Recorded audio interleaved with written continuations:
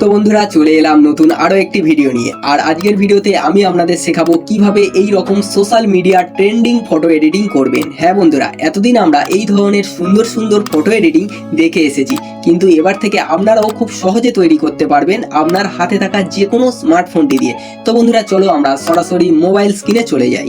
তো গাইস, আমরা সরাসরি মোবাইল স্ক্রিনে চলে এসেছি। তো এরপর আমরা আমাদের ফোনে থাকা ক্রোম ব্রাউজারটি ওপেন করে নেব। ওকে গাইস, তো এরপর আমরা গুগল সার্চ বারে ক্লিক করলাম। তারপর এখানে আমরা লিখব বিং এআই ইমেজ ক্রিয়েট।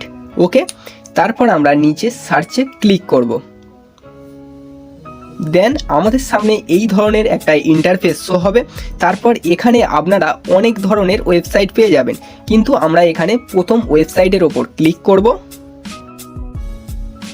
তো গাইস, সবার প্রথম আপনাদের একটা অ্যাকাউন্ট ক্রিয়েট করে নিতে হবে। তার জন্য আপনার মোবাইল নাম্বার অথবা জিমেল দিয়ে একটি অ্যাকাউন্ট ক্রিয়েট করে নেবেন। ওকে, সো আমি একটা অ্যাকাউন্ট অলরেডি ক্রিয়েট করে রেখেছি।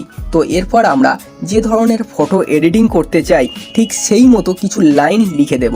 তো আপনাদের সুবিধার জন্য আমি কিছু লাইন লিখে রেখেছি। তো এই লাইনগুলি আমি এই ভিডিওর কমেন্ট সেকশানে অ্যান্ড ডেসক্রিপশান বক্সে দিয়ে দেবো, আপনারা সেখান থেকে সংগ্রহ করে নেবেন। ওকে, তো গাইস আমাদের লেখাটি কমপ্লিট হয়ে গেছে। এরপর আমরা ক্রিয়েট বাটনের ওপর ক্লিক করব।